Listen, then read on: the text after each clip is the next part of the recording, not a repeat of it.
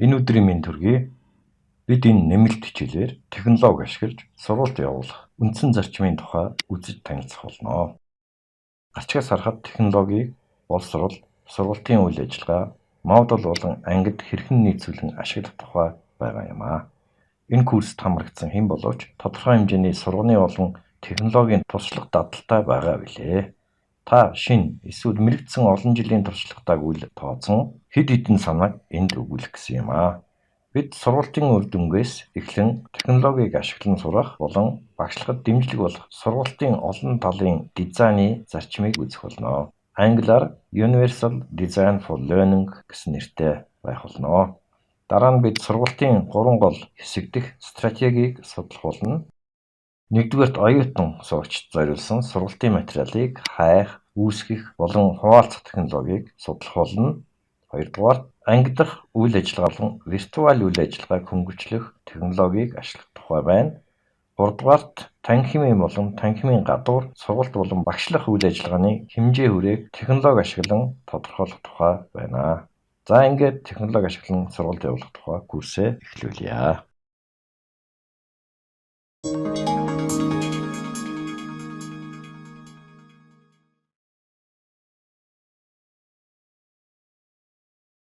За энэ хэсгээр бид нар энэ курсыг эхлүүлэхээс өмнө юу мэдж байх ёстой вэ?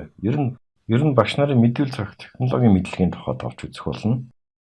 Интернет нээлттэй их үсрүүдээс бид маш олон сонголтуудаа таарах болно. Та эдгээр технологиудаас өөр сонирхолтой хэрэгтэй технологиг сонгох боломжтой. Энд боломжоор технологийн хязгаарлалт өөр хувилбарыг гаргаж тавихыг мэрийсэн ба бид технологиг цуглуулгын газраас өөрийн сургалтанд хэрэгтэй ашигламар зүйлийг судлан явж байна гэж бодох хэрэгтэй. Технологи бүрийг ямар байдлаар бэлтгэхийг алхамаар харуулсан зааварчилгаа оруулахыг чармаасан болно. Зарим зүйл сэдвийг дэлгэрэнгүй байдлаар судлыг гэвэл нээлттэй их усрын сайтуудаас Up and Running with Twitter, iPad Classroom, Applications for Educators гэх мэт курсүүд үзэж судлах боломжтой. Технологитой холбоотой янз бүрийн курсүүд MOOC буюу Massive Open онлайн курсүүд байдаг. За бүхэл 7 хоног эсвэл сарын турш энэ курсыг судлаад байх зав та нарт байхгүй учраас зарим зүйлүүдийг давчилсан болно. Сансар огторгууд маш удам орон зай байдаг. Энэ удам орон зайг та өөрийн компьютер эсвэл халаасандаа багтааж авч явж болох уу? Яг бодит байдлаар авч үзвэл технологи бүрийг сургалт бүрд тааруулж илэрхийлэх боломжгүй. Сургах болон багшлах үйл явцад ямар байдлаар харагдах вэ гэдэг загварыг бий болгоход түлхэц өгөх технологиг энд бид тодорхойлох боломжтой. Энэ курсыг үзэж судлахын тулд өмнө нь тийм зүйлийг мэдж судалсан байх ёстой гэсэн шаардлага байхгүй. Хэрэв та технологи ашиглан оюутнуудтай ажиллаад эхэлсэн бол сайн байна. Энэ курс нь технологиг сонгож ашиглах арга замыг зааж өгөх ба улмаар та сургалт болон багшлах үйл ажиллагаанд эдгээр шинэ арга замуудыг ашиглаж хэрэглэх боломжтой юм аа. Та дөнгөж технологи ашиглаж эхэлж байгаа бол сайн байна. Таны оюутнууд янз бүрийн технологи програмуудыг мэддэг байж болохоор ч сурах үйл явцад хэрхэн ашиглаж болохыг мэддэггүй байж болно. Би та нарт энэ курсыг үзэхдээ дистралийн дагуу үзэхийг зөвлөж байна. Хэрвээ та шугам байдлаар үзэхийг хүсэхгүй байвал эхний 2 бүлгийг үзээд дараа нь өөрийн сонгосон бүлгийг судлах боломжтой. Арай төвөгтэй болон олон жишээ авсан сэдвт дасгалын файлуудыг хавсгасан байгаа. Тухайн цаг үед нь энэ тухай сануулж хаанаас олох боломжтойг зааж өгнө. Видео болгоны төгсгөлд та сурч мэдсэн зүйлээ ямар байдлаар хэрэгжүүлэх бодолтой байгааг асуусан эрх зүйлийг оруулж өгсөн. Оюун бодолд чинь орж ирсэн шинэхэн бодол санаагаа баттгах нь их чухал юм аа. Энэ курсын төгсгөл контентыг хуваалцах, үйл ажиллагааг хөнгөвчлөх, сургалтын үнэлгээг хийх олон аргачлалуудыг таньж мэдж авах болно. За эцэст нь хэлэхэд багш нарын мэдүүл зохих технологийн мэдлэг буюу IT мэдлэг гэдэг нь текстийн програм, зургийн програм, анимацтай холбоотой мэдлэг, видео, мөн сүлжээ, интернет, вебтэй холбоотой мэдлгүүд, аудио, дэлгэцийн бичлэг, дизайн, 3D гэх мэт технологиудыг үүнтэй холбоотой програмуудыг тодорхой байдлаар эзэмсэнийг хэлнэ.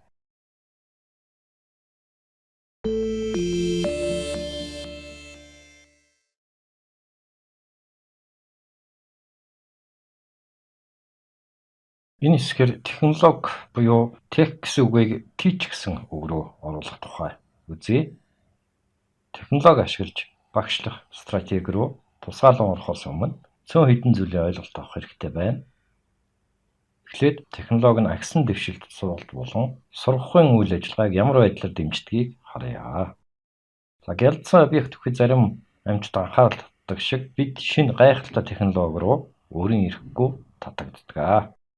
Бид ухаалаг утас болон түүний программыг цаг үргэлж шинжилж байдаг. Бид янз бүрийн аппликейшн болон вебсайтыг туршиж үзэж байдаг. Технологи нь өмнө нь бидний хийж чадахгүй байсан зүйлийг хийх боломжтой болгож байгаамаа. Шинэ зүйлийн технологиг сайтар ойлгож авахаас нааш зарим хүмүүс тэр технологи бүхий зүйлийг олж авахыг хүсдэггүй. Бид өөрийн гар утас болон түүний программыг нэгдүгээр утасны зарим функцэнд буруу ажиллаад ирэх үед, хоёрдугаар эвдэрч ажиллагаагүй болтол нь шинжилж сайжруулахыг хүсдэггүй. Технологи нь бидний өдөр тутмын хийдэг ажлыг дэмждэг байх ёстой. Энэ tech гэсэн үг рүү üsг нэмэн teach гэсэн үгтэй дүүцэх санаа юм аа. Технологи нь сургалт болон сургахуй руу орж ирэх үед мухлах тэргийг морины урд тавьж болдгоотой адил. Ямар өгүүлбэр, жишээ нь instructional technology, academic technology, educational technology гэх мэт хэрэглэхээс хамаарахгүйгээр teaching буюу сурах гэсэн үг үргэлж ихэнд нь байх ёстой. Заах болон сургалтын хэрэгцээнд бидний ямар технологи сонгох сонголтыг удирдах байх ёстой юм аа. Заах болон сургах хэрэгцээгээ тодорхойлчихсан тохиолдолд таарч тохирох янз бүрийн технологийн хувилбаруудыг олох боломжтой байдаг. Энэ курсын өөр нэг бүлэгт танхимд контент болон материалыг яаж хуваалцахыг талаар байна. Жишээлбэл янз бүрийн формат бүхий контентийг хуваалцахад технологи нь өмнө байгаагүй хялбар байдлыг бий болгожээ. Оюутнуудад сонголт өгснөөр та өөрийн ажил үйлстэй дэмжлэг авч байгаа болно. Технологи нь таны ангийг эргүүлэх, англиар flipped эсвэл контент үүсгэхэд оюутнуудын анхаарал, сонирхлыг татах бололцоо гаргаж өгч байгаамаа. Энэ хоёр жишээ хоёулаа агсан дэвшилт дэвшнээ сургахуун болон сургалтанд хамаарагдах жишээ юм аа. Мэддэг хэлээр нь ярих нь оюутнуудын анхаарлыг татах ба технологи нь сургалтын үйл ажиллагааг эрчимжүүлэх шинэ боломжуудыг нээж байдаг. Энэ курст харилцан ажиллагааг яаж дэмжих тухай бүлэг бий. Жишээ нь технологи нь янз бүрийн арга замаар оролцооны хувийг 100% хүргэх боломжууд агуулсан байдаг. Анги сургалтанд оюутнуудын оролцоо өндөр биш түвшинд байдаг. Оюутан бүр анхаарлаа хандуулсан ч зөвхөн нэг оюутан тухайн цаг хугацаанд ярих боломжтой ба анги цугларалтанд зөндөө цаг хугацаа зарцуулдаг. Технологийн тусламжтайгаар энэ үйл ажиллагааг үргэлжлүүлэх эсвэл урьдчилан юу хийхийг нь хэлж өгөөд шинээр ангиас гадуур нөхцөл эхлүүлэх боломжтой байдаг. Оюутны сургалтыг үнэлэх, дүгнэхэд технологи нь маш өргөн боломжуудаар дэмждэг ба энэ тухай технологид үндэслэсэн үнэлгээ гэсэн бүлгээр үзнэ. Жишээ нь технологи нь сорил, шалгалт, багаар хийх төсөл, оюутны хийсэн үзүүлэн гэх мэт үйл ажиллагаагаар уламжлалт үнэлгээний стратегийг өргөжүүлдэг. Технологи нь үнэлгээний арай илүү бодит бодлогыг явуулах боломжийг бий болгож байгаа юм аа. Ийм бодлого нь оюутны юу мэдж сурсан хүч чармаалтыг ил тод харуулах дэвшлийг өөртөө агуулж байдаг юм аа. Өөрөөр хэлбэл оюутан өөрийн олж авсан мэдлэг, дадал туршлага болон хандлага бодит амьдрал дээр хэрэглэх боломжтой гэсэн үг юм аа. Өнөөгийн байдлаар технологи бүгдийг хийх чадвартай юу гэсэн асуулт байж болох юм мэдээж үгүй. Жишээ нь Joss Baum өөрийн Teaching Knack гэсэн номонд ангиас гадуурх технологиг хэрхэн ашиглах, мөн технологи ашиглахгүйгээр ангид сургалтыг яаж явуулах талаар тодорхой бичсэн байдаг. Та өөрийн оюутнуудтай цагийг ямар байдлаар хамт өнгөрөөх гэсэн шинэ сонголтуудыг технологи таны өмнө дэвшүүлдэг. Өмнө нь хэлж байсан дагуу технологи ашиглан сургалтыг явуулахаас өмнө цөөн хэдэн зүйлийг хийх хэрэгтэй.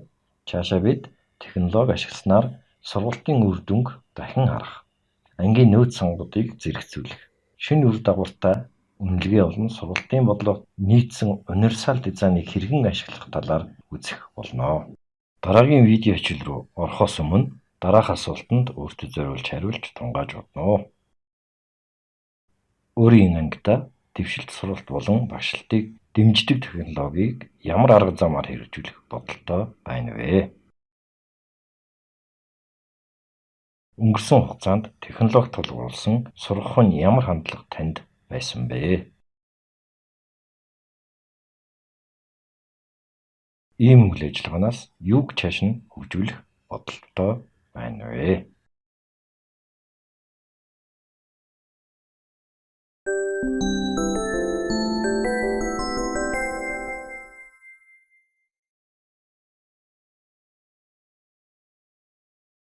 Энэ хэсгээр технологийн дэмжлэгтэйгээр сургалтын үйл ажиллагаа дахин нэг эргэж харах гэсэн сэдэв үзнэ.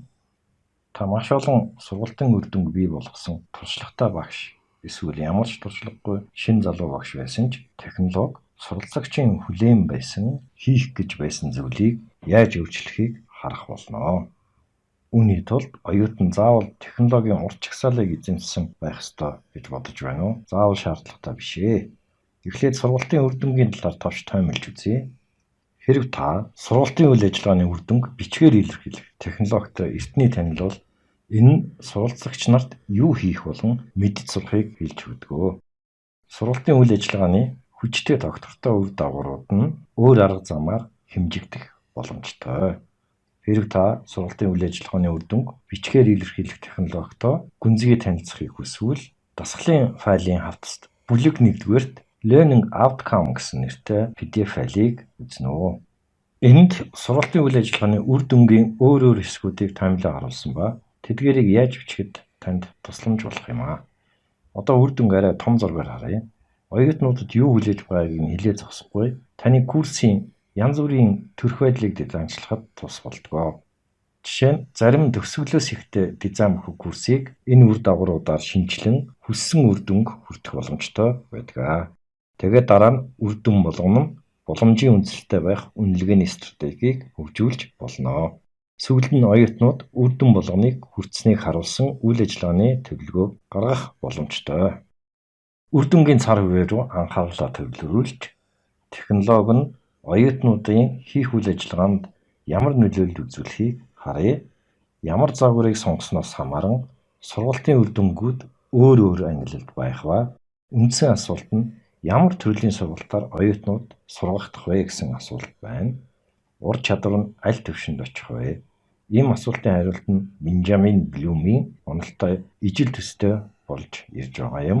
Блум сургалтын үр дүнг танин мэдхийн, сэтгэл зүйн, сэтгэл хөдлөлийн гэсэн 3 үйл ажиллагааны салбарт хуваасан байдаг. Эсвэл мэдлэг, дадал болон харьцаа төрх байдал гэж ойлгож болох юм. Дээрх ангиллуудтай технологиг ашиглаад ирэхээр та оюутнуудаас эссе, инфографик, e-портфолио байдлаар хийсэн зүйлсээ танилцуулахыг хүсэж болох юм аа. Та лаборатори болгон бие даалт байдлаар оюутнуудаар видео бичлэг хийх чадварыг суулгаж болно. Оюутнуудтай харилцаа сайжраад ирэхээр тэд онлайн журнал болон блог хөтлөн явуулах боломжтой болоод ирнэ. Блум болон түүний нөхөд ур чадварын түвшингийн тухай тодорхойлохдоо доод түвшинд заагдсан зүйлсийг чэйжлэх тогтоох байдалтай байдаг бол өндөр түвшинд мэдээллийг дүгнэн цэгнэн мэдээллийг үзэх өөр аргачлалуудыг үүсгээд эхэлдэг гэж заасан байдаг. Бусад хүмүүс одоо хүртэл энэ аргачлал загварыг ашигласаар ирсэн юм аа. Гэсэн ч олон удаа сургалтын үйл ажиллагааны үр дүн оюутны ур чадвар чухам ямар түвшинд очисныг яг тодорхойлж чадахгүй байдалд байсан. Та технологиг өөрийн сургах үйл ажиллагаанд ашиглахыг зорж байгаа тул оюутнуудаас өмнө анги сургалтанд байснаас илүү өндөр түвшний ур чадварыг хүсэж болох юм. Жишээ нь та оюутнуудаар эссе бичлэгийн нэмэлт болгон ойлголтын карт зураглал хийлгэж болох ба энэ курсын ойлголтуудын хоорондох уялдаа холбоог харуулдаг. Энд санаж явах хэдэн түлхүүр хүчин зүйлүүд байна. Сургалтын үйл ажиллагааны илүү хүчтэй үр дүн нь хүлээж байгаа сургалтын үйл ажиллагааны тодорхой байдал, үйлдэлийн үйл өгнүүдийн хэрэгэлсэн байдал, оюутнуудын хийх зүйлсээр төвлөрлөгдсөн байдал, гүйцэтгэлийн түвшинг тодорхойлсон байдал, түүнийг хэмжих боломжоор илэрхийлэгдэнэ. Бүхэл ангийн хувьд өргөн цар хүрээтэй сургалтын үйл ажиллагааны үр дагавруудыг бий болгох хэрэгтэй. Модулын нэгж эсвэл хүлээсэн үүргийн хувьд доод түвшний зорилго эсвэл дадал туршлага шаардсан үр дагавруудын дэмжлэгийг ашиглах нь зүйтэй байдаг. Та багшлалт болон сургалтын үйл ажиллагаанд технологиг оруулахаар төлөвлөж эхэлсэн бол гарах үр дагаврууд ямар байдлаар өөрчлөх ёстой, бодох ёстой. Жишээлбэл сургалтанд зориулсан универсал дизайны хэрэглээ бүлэгт сургалтын үйл ажиллагааны үр дүн нь оюутнуудын чадварт харгалзсан олон арга замуудыг дэмжлэг болдог тухай үзэн дахин хэлэхэд технологи энэ бүгдийг хийх боломж олгодог. Дараагийн хичээлийн сэдв рүү орохоос өмнө өөрийн ангид сургалтын үйл ажиллагааны үр дүнг эргэж харж нягтлж үзээрэй. Таны сургалтын үйл ажиллагааны үр дүнд оюутнууд юу мэдэж авах, юу хүлээн тавуулж байгааг тодорхойлж чадах уу?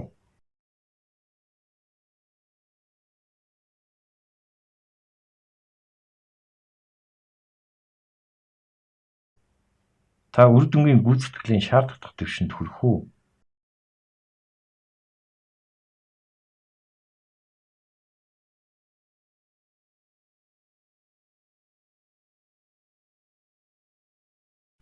Технологи нь оюутнууд өмнө байснаас өөр сургалтын үйл ажиллагааны үр дагавруудыг хүртэх боломжийг олгох уу?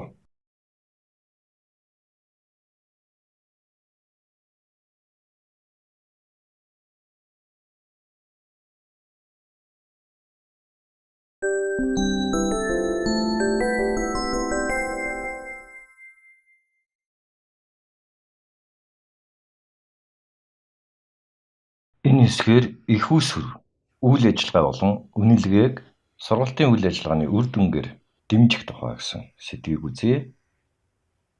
Таны хичээл зааж байгаа ангид сургалтын үр дагаврууд ямар байдалтай байгааг эргэн нэг усудаа та нягтлж үзсэн бизээ.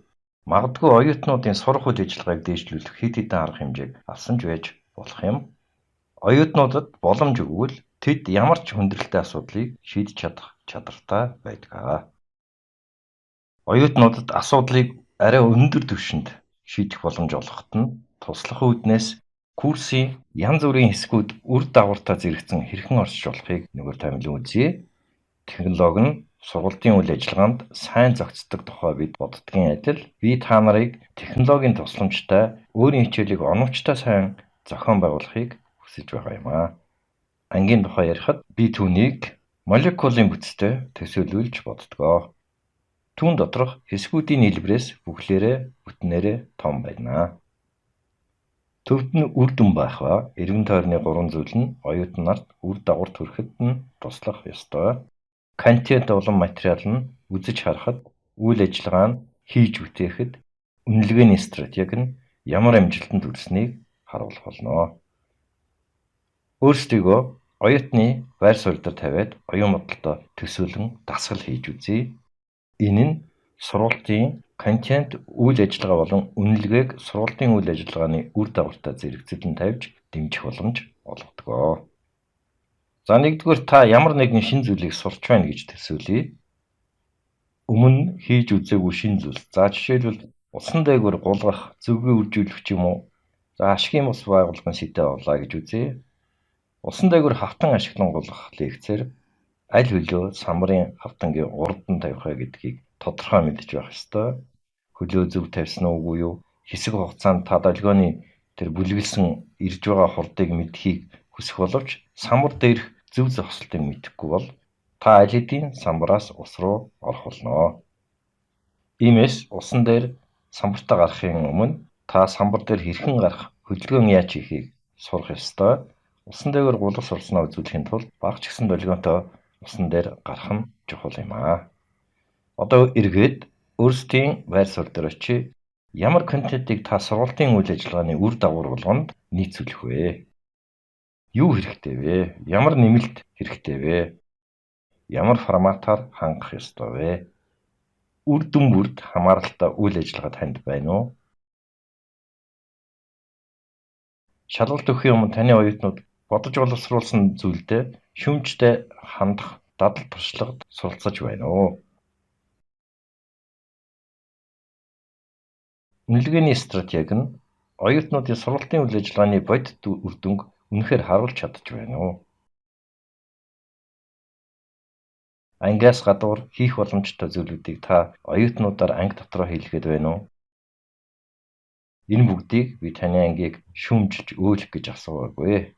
Сургалтын үр дүн бүрийг бага, их гэсэн философийн үүднээс харахыг хүсэж байна. Жишээ нь судалгаагаар ихэнх оюутнууд ашиглах номыг шугам биш байдлаар үзэж судалдаг. Шинэ тоон сургалтын ашиглах материалыг эхлэхээс өмнө, бүлэг хэсэг бүрийг эхлэхээс өмнө оюутнуудаас асуулт асууна. Оюутан жухам ямар зүйлийг мэдэхгүй байгааг илрүүлэн түнд анхаарлаа хандуулахыг зөвлөдөг. Хэрв тэд тухайн асуултанд буруу хариулвал тухайн сэдв рүү шууд орж мэдээллийг унших судлах боломжтой. Зарим багш нар энэ аргачлал муу занд сургана гэж шүүмжилж болох юм. Гэвч судалгаагаар Valley Plus гэсэн байгууллагын судалгаагаар энэ аргачлалыг ашигласан үед оюутнуудын дүн дээшилсэн ба өөрсдийн сурсан зүйл дээр үндэслэн дараагийн ангид амжилттай дэвшин суралцсан байна. Та хэдийн төлөв харахыг хүсэж байна уу? Сургалтын үйл ажиллагааны үр дүнгуудыг жагсаан ямар контент болон үйл ажиллагаа оюутнуудад хүртээмжтэй тустай байсныг оюутнуудаас өөрсдөөс нь асуух хэрэгтэй. Ангиас гадуур ямар контент болон үйл ажиллагаа байсныг заавал асуугаарай. Үнэлгээний ямар хандлт тэдний үнэн мэдлэгийг үнэлж харуулж байсныг нуулгүй асуух хэрэгтэй. Мөн бусад ямар хандлага стратеги тэднэрт хэрэгтэй болохыг асууж тодруулах шаардлагатай. Дараагийн хичээл рүү орохоос өмнө доорх асуултуудад хариулна. Таны ангидаа зориулж бэлтгэсэн контент, үйл ажиллагаарууд ба үнэлгээнүүд бүгд сургалтын ажиллагааны үр дагавартай холбоотой юу?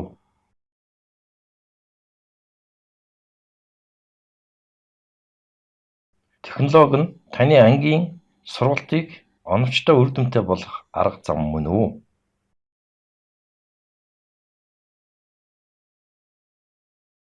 Нэмэлт ямар зүйлс хиймээр байна? Ямар зүйлийг арилгах болон ашиглахгүй байх нь зүйтэй вэ?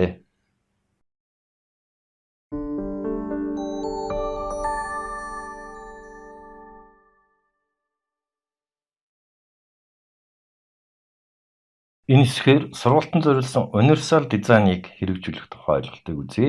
Одоо технологи ашиглаж сургалт явуулах сэдв рүүгээ бид нар орж байна. Сургалтанд зориулсан универсал дизайн, англиар Universal Design for Learning гэсэн өгүүлбэр терминий тухай та сонссон бол гараа өргөнө үү? Хэдий би таныг харахгүй байгаа ч гэсэн би та нарт энэ дизайны тухай товч тоомог өгөөд дараа нь энэ дизайн нь бид нарын үзэж байгаа курст хэрхэн хамааралтай болох тухай ойлголтыг үзэх болно. Энэ нэрнээс нь харвал ямар нэгэн зүйлийг зохион байгуулж байгаа хүмүүст зориулагдсан харагдаж байна. Зүйл бүр ба ардчилсан үзэл. Diversity in Democracy гэсэн нийтлэлд хот төлөлтөнд зориулсан универсал дизайны тухай бичигдсэн байдаг. Явган замаар явж байгаа янз бүрийн хүмүүс нь хөндлөн огтлон гарч байгаатайгаа саадруулахгүй тулд тодорхой хязгаарлалт хийж өгч болох дизайныг энд гаргажээ. Ийм хүмүүст төрдөг тэрэгтэй хүмүүс, явган хүмүүс, хүүхдийн тэрэг болон скейтер явдаг хүмүүс ч бас орно. Хэрв явган хүмүүсийн ийм зам байхгүй бол түүнийг яаж гаргах вэ гэсэн алх бариад эвдэж магадгүй юм. Сургалтанд зориулсан универсал дизайн UDL гэдэг нь сургалтыг багтаасан бүтэц тогтолцоо юм аа. Ийм дүгнэлтийг тусгай технологийн хавсар буюу Applied Special Technology болгох төвөөс гаргасан байдаг. Оюутан бүрд зааж сургах чиглэл урайтай. Зарим хүмүүс сургалтанд зориулсан универсал дизайныг оюутны боломжийг зарим талаар хаадаг гэдэг боловч энэ нь үнэхээр оюутан бүрд зориулагдсан үнэн юм аа. Хэрвээ сургалтанд зориулсан универсал дизайныг өөр үгээр илэрхийлэх хүсэлтэй бол тэнцүү үр дагавар буюу англиар equifinality гэсэн үгээр орлуулах боломжтой. Бид хүмүүст янз бүрийн замыг сонгох боломж өгөх ба хүрэх зорилго нь нэг юм. Технологи нь оюутан ямар замаар явахыг замжилж зааж өгнө. Сургалтанд зориулсан универсал дизайны тогтолцоо 3 үндсэн бүрэлдэхүүн хэсгээс тогтно. Энэ нь бүх оюутнуудыг дүрслэл, төсөөлөл, англиар representation, дараагийнх нь илэрхийлэл буюу англиар expression, дараагийнх нь анхаарал таталтаар буюу engagement. Энэ 3 зүйлээр ханх явдал юм аа. Өөрөөр хэлбэл багш нар 1-р курсын агуулга болон их үүсвэрээ хэд хэдэн форматаар хийх чадвартай байх. 2-р Суралцагч нар юу сурч мэдснээ янз бүрийн аргаар илэрхийлж үзүүлэх боломжийг нь олгох. 3-дугаарт олон талт стратегиар суралцагчийн анхаарлыг татахуулан оролцооны мотивацийг дээшлүүлэх хэрэгтэй байдаг. Бид энэ курсын бусад бүлгүүдээр технологиг ашиглаж янз бүрийн арга замуудыг хэрхэн бий болгохыг үзнэ. Сургалтанд зориулсан универсал дизайныг цаг үргэлж юм болгонд ашиглаад байхыг хэлээгүй. Зорилго бол аль болохоор олон оюутныг үн татан оруулахад бодож эхлэх хэрэгтэй байна. Зорилгод хүрэх нэг арга зам бол ангид хичээл заах болгондоо шинээр ямар нэгэн зүйлийг сэдэж хэрэгжүүлснээр курс үргэлжлэх хугацаанд лекц болон баяжуулсан курсыг бий болгох боломжтой. Хэрэв та сургалтанд зориулсан универсал дизайныг гүнзгий судлахыг хүсэж байвал тусгай технологиг хавсарга болгох төвийн вебсайт болох cast.org вебсайтаар орж үзээрэй. Энд зааварчилгаа бүхий дан нэг хуудаснаас ахуулаад тоон 90-ны үед оюутан бүрийг сургах сургалт гэсэн онлайн ном гэх мэт маш хэрэгтэй их усруудыг эндээс олж үзэж судалж болно. Мөн К12 багш нарт зориулсан лекцийн санаа, лекцийг боловсруулах хэрэгслүүд, аппликейшнгууд энд бий. Мөн ихтэй сургуулийн багш нар үнийг ашиглах боломжтой. Ийм ижил төстэй сайтыг Сономаштадын их сургуулийн сайтаас бас харж болно. Сургалтанд зориулсан универсал дизайныг inact.sonoma.edu ташуу зураастаа UDL гэсэн хаягаар орж судлах боломжтой. Дараагийн хичээлийг үзэхээс өмнө та өөртөө зориулж доорх асуултанд хариулна. Та контент болон мэдээлэлээ өөр арга замаар дэлгэн тавьдаг. Хичээлийн сэдвийн явц та оюутнуудын анхаарлыг татах, мотивацийг нь дээшлүүлэх янз бүрийн аргыг хэрэглэдэг. Ойлгож мэдсэн зүйлээ оюутан янз бүрийн арга замаар илэрхийлэх боломжийг та тэдэнд олгодог.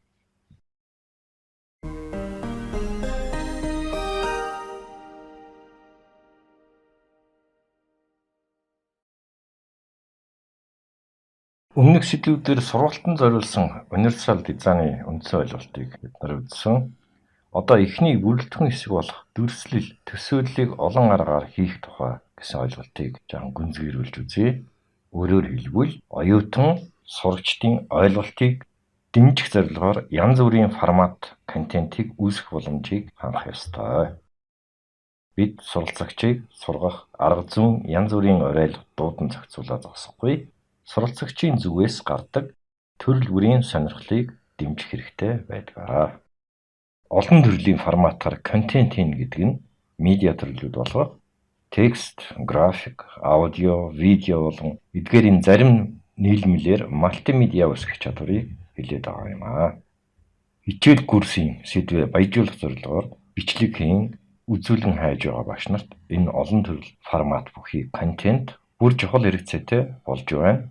Жишээлбэл өөрийн ангидаа цахим хичээлийг онлайнаар заах болгондоо дэлгэцийн бичлэг, аудио тоглуулалт, тайлбар бүхий үзүүлэн, диаграм, график, симуляцийг оруулж өгч болно. Энэ бүхэн их ажиллагаатай олон зүйл мэт сонсогдож байгаа боловч яг үнэн хэрэг дээрээ тийм биш юм. Дэлгэцийн бичлэгийг компьютер руу ярианы бичлэг хийж байхдаа зэрэг хийж болно. Үүний зэрэгцээ үзүүлэн тайлбарлаж байх явцдаа хэрэгцээтэй сайт руугаа ороод жишээлбэл Excel програмыг хэрхэн ашиглахыг үзүүлэндээ багтаагаад заагаад явчих боломжтой. Бичлэг хийж дуусангууд ямар нэгэн нэмэлт зүйл шаардахгүйгээр аудио MP3 форматаар хадгалдаг. Аудио бичлэгт засвар хийх шаардлагатай бол аудио програмыг ашиглана. Оюутнууд MP3 хувилбараар сонсохыг хүсдэг. Ангид хичээл заахдаа захин хичээл боловсруулдаг програмаар хийгдсэн хичээлийг ашиглаж лекц заах боломжтой. Зарим тохиолдолд багш баталгаатай их усруулах Хан Академи эсвэл Merlot сайтын бэлэн сэдв рүү холбоос хийж өгч болно. Хэрэв та бага масштабаар эхлэе гэж хүсэж байвал тусгаалсан сэдвийг олон төрлийн форматаар хангаж хийж болно. Та хэрчим эсвэл тойргийн диаграм үүсгэж диаграм байдлаар үнийг ашиглаж болох юм. Энэ нь хялбар энгийн мэт сонсогдож байгаа боловч өөр хувилбарын формат нь сэдвийн гол санааг оюутнуудад хялбар ойлгоход тусалдаг. Мөн тэд нарт уйдгартай биш байх болно. Өгөгдлийн төсөөл, харагдац, англиар visualization, шинжлэх ухаан шиг салбар болтлоо урлаг болтлоо хөгжсөн байна. Хэрэв та харагдцын стратеги технологитой танил биш бол хамгийн өргөн хэрэглэгддэг инфографиктай танилцж судалж болно. Инфографик ашиглаж та өөрийн курсын статистик болон фактуудыг хурдан хөнгөн хэлбэр байдлаар илэрхийлэх боломжтой байдаг. Төлбөр шаарддаггүй PictoChart болон Visual гэсэн сайтуудад бэлэн байх загваруудаас инфографикийг үүсгэж болдог. Мөн багш нарын өргөн ашигладаг PowerPoint програм дээр бэлэн инфографикийн загваруудыг ашиглаж болно. Сургалтын универсал дизайны сайт дээр мэдлэг зориулсан анги сургалтын материалууд байдаг нь суралцагчийг дэмжих зорилготой юм. Техникийн туслах болон зохион байгуулагчийг ашиглаж дээрх зүйлүүдийг хийж болно. Урьдчилаад бэлтжигсэн их үүсвэрүүд оюутнуудад сурч байгаа зүйлтэй холбоотой мэдээллийг эмхлэн зохион байгуулахад тус болдог. Жишээлбэл ерөнхий ойлголт, төсвөөлийн зурваллыг хийх нь англиар brainstorm гэж яриад байгаа. Оюутан үндсэн дэвсгэр мэдлэг болон шинэ мэдээллийн хооронд холболтыг харахад тусалдаг. Өөр нэг контенттой хамааралтай дэмжлэгийн бодлого бол шатлал буюу англиар scaffolding гэсэн ойлголт байдаг. Жишээлбэл та дэлгэцийн бичлэгийн загварчил хийхдээ оюутнууд даалгаврыг гүйцэтгэх үед жишээ илэрхийллийг хэрхэн бодож байгааг харуулсан эсвэл уншихад хүндрэлтэй хэсгийг хэрхэн уншиж байгаа талаар байж болох юм. I annotate гэдэг хэрэглээ iPad-аас бас үнийг хийх боломж олгодог. Ийм стратеги нь зарим хөгжлийн бэрхшээлтэй англи хэлэндээ сул эсвэл мэрийч ярмаж байгаа оюутнуудад тус болдог. Курсын контентыг хянахын тулд хамгийн энгийн зүйлээс эхлэх хэрэгтэй байдаг. Дараагийн хэсэг рүү орохоос өмнө асуултанд хариулах цаг зав гаргана уу? Та чухал мэдээллийг нэгээс илүү медиа форматаар хийж чаддгүй. Та тайлбар тойл, символ болон шинжлэх ухааны тэмдэглэлийг тодорхойлсон тодорхойлтыг ашигладаг. Та оюутны ойлгоцыг үндсэн дэвсгэр мэдлэгтэй холболтыг дэмждэг.